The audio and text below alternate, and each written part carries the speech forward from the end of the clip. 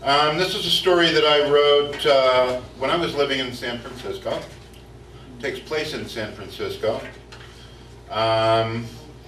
It's called Paralysis. There were layers upon layers, she knew. A secret being that was for no one else. On the outside, he was the picture of consistency, lost for hours in the figure scrolling across his monitor, making notations, tapping in more figures. Every suit he owned was rumpled, but all in the same way. His lunch was always the same. His voice on the phone was always the same. He was dependable. Yes, there was a sameness about his life that disturbed her. But there were also cracks that invited her in. Moments when she saw a light come into his eyes, when some irony split his face into a wicked smile. Two things pulled her in completely. One was the dog-eared copy of Gravity's Rainbow on the chair just inside his office door. That told her he was more than just an accountant. Accountants don't read Thomas Pynchon. And then there was the half hour each morning when he disappeared. Every day she walked by his office, noted his absence, and wondered where he went. What did he do for a half hour every morning? When they talked, it was circumspect. He was friendly enough, but when she flirted, he merely smiled, as if he knew what she was doing, and it amused him. Over time, she became determined to break through that thick outer layer. She bought her own copy of Gravity's Rainbow and started reading it. She left it lying out conspicuously, but either he failed to notice or simply ignored it. One day, as she took a drink of water at the cooler, she glimpsed his back as he slipped out the door. On impulse, she dumped her cup and followed him. Stepping out into the brimming summer morning, she saw his rumpled suit moving up the block and followed. After 2 blocks up the hill, he turned up an alley, climbing 2 levels of concrete stairs. Cautiously, she moved up the stairs too, afraid both of losing him and of meeting him at the top. She stopped before she got there and peeked out into a large rooftop park, sculpted with lovely bushes, a few trees, and many benches. She watched him moving up the path. He found a bench and sat, opening the copy of Gravity's Rainbow and losing himself in it immediately. Slipping behind him, she sat on a bench where she could see the back of his head. After a while, he looked up into a tree, chuckling, then turned back to the book. Elderly Chinese women stood in a circle, arms raised like sculptures, moving slowly, gracefully, as gentle music tinkled from a tiny boombox. She looked around the park. A small group of homeless men were stretched out on the grass, talking softly. A German family took a selfie in front of a small statue. An elevator opened at the other end of the park, and a girl in a wheelchair moved, pushing herself forward with tiny arms. She was young, probably a teenager.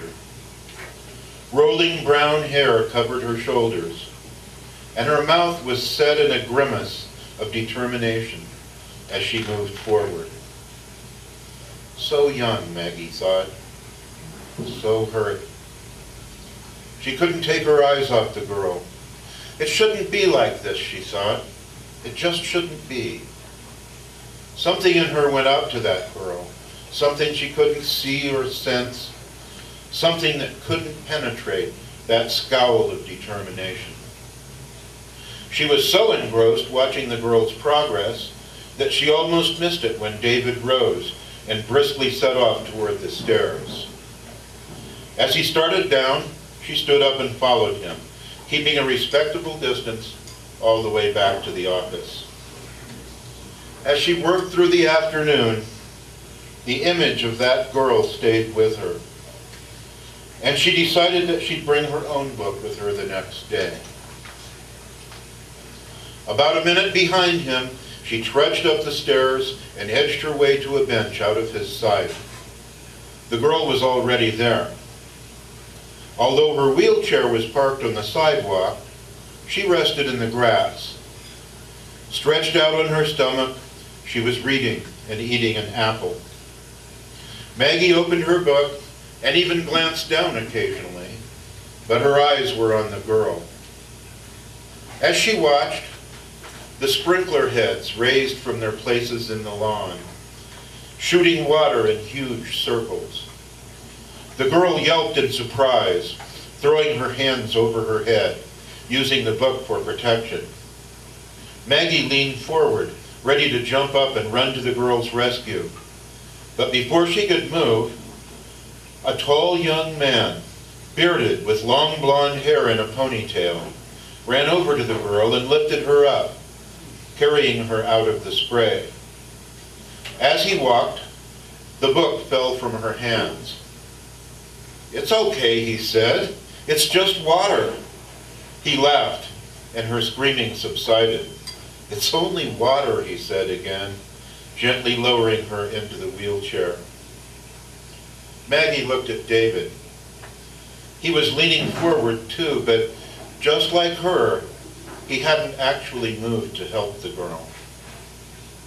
The man ran back onto the lawn and retrieved the book.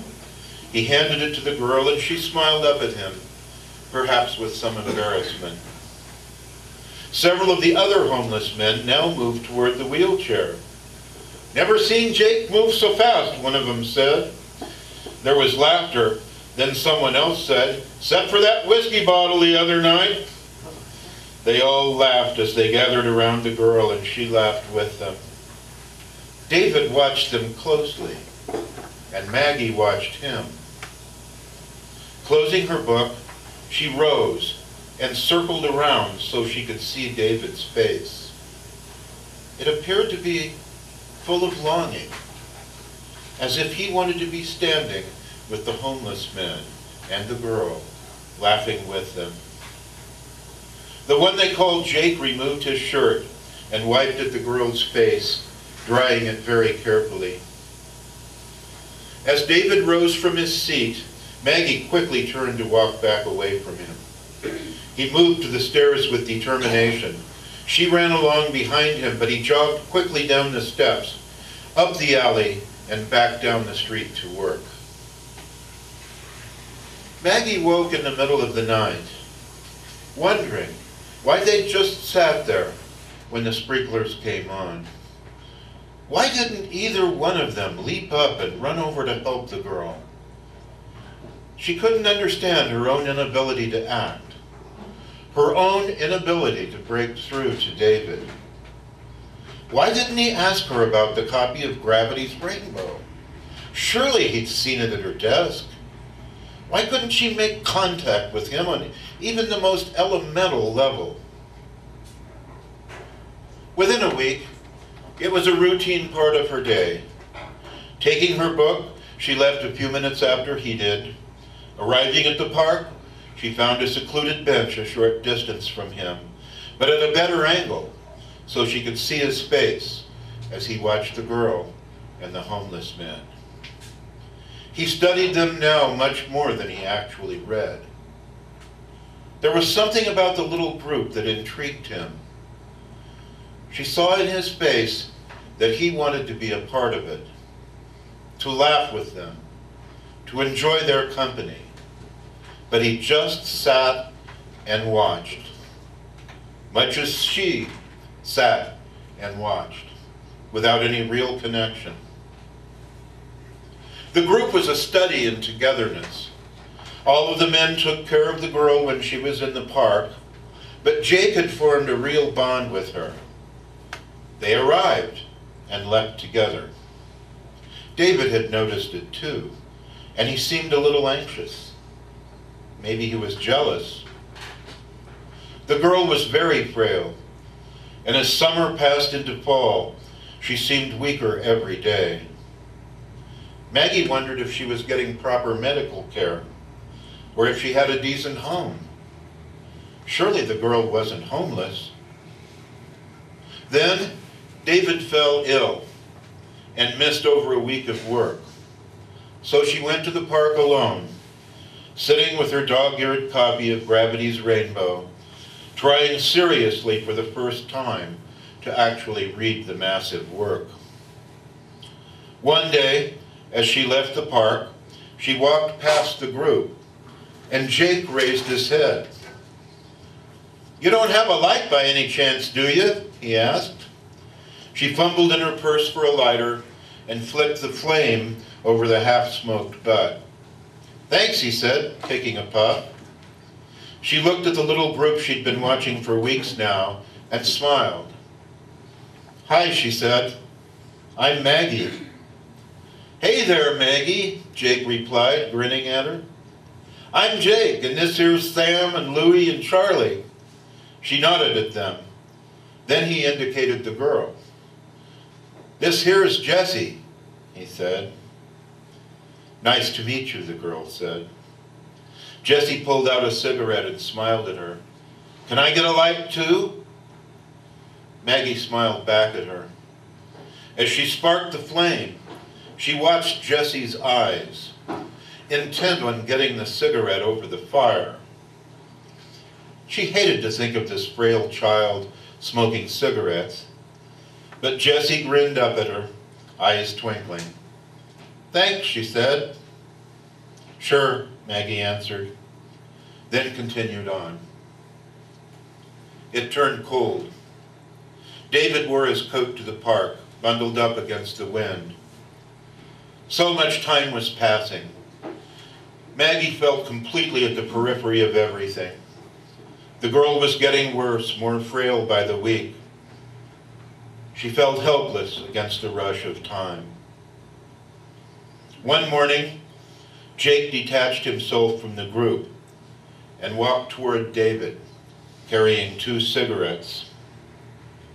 David looked up at him as if he was going to say something, but Jake walked right past him and kept going, directly to Maggie. "Can I get another light?" he asked. Maggie didn't say anything, fearful that David should turn and see her. Shaking, she lit the cigarettes in silence. "Thanks," Jake said. She nodded as he turned and walked back to the group. He passed a cigarette to Jessie, then leaned over and kissed her. David lifted his hand to the head and ran his fingers through his hair, but he did not turn around to see her. It was a relief. 2 policemen entered the park and went directly to the group of homeless people. "You can't stay here," one of them said. Sam and Louie stood and began to walk away. Then Charlie rose and followed them, mumbling something she couldn't hear. "We're just visiting," Jake said, looking up at the cops. One of the policemen beat around the bushes and found a shopping cart. "Doesn't look like it to me," he said. He pulled out the cart. It was covered with a tarpaulin. He squeezed through the bushes. "Hey, the rest are back here." One by one, he pulled 4 carts full of ragged belongings out into the open. Jake put his hand on the girl's shoulder and glared at the first policeman. "Jessie and I are just visiting." He swept his hand toward David and Maggie. "Just like them." She watched as David turned and saw her sitting behind him. She looked at him with surprise, but she burned inside. He started to smile at her and wave, but then stopped and turned back to the scene before them. "Ah, they look like office workers on a break," the cop said. "But you're here day and night. You'll have to find another park to camp in for a while." The other men returned to the carts and removed some personal items, then left together. But Jake didn't move. He just stared at the policeman. Moving slowly, the cop removed his nightstick from its holster. The other cop moved up behind Jake, patting his own nightstick. In a little voice that Maggie strained to hear, Jesse said, "Oh, let's go, Jake. They won't listen." Jake tossed his cigarette to the pavement at the cop's feet. Standing, he grasped the wheelchair and started moving Jesse slowly down the path. Sitting glued to the bench, Maggie wanted to jump to her feet and shout, "They're just visitors! I know they're just visitors!" But she couldn't move. Jake wheeled Jesse into the elevator, then turned her around, facing out to them. He pushed a button. Maggie watched as the door closed.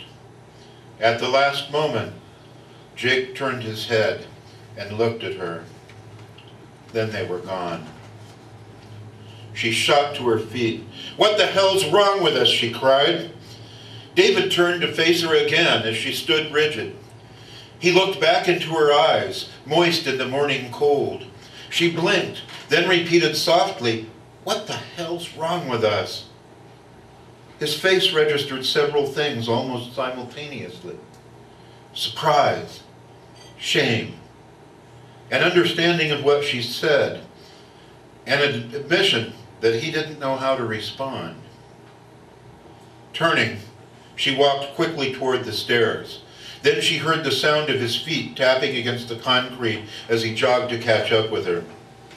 When they reached the landing, he snaked his arm around her shoulders and quickly squeezed them. They walked briskly down the alley to the street. Glancing sideways at him, she thought she saw his smile. They returned to the park every day, at first with their books, talking about pension, then with other books. But they didn't see Jake or Jesse or any of the others.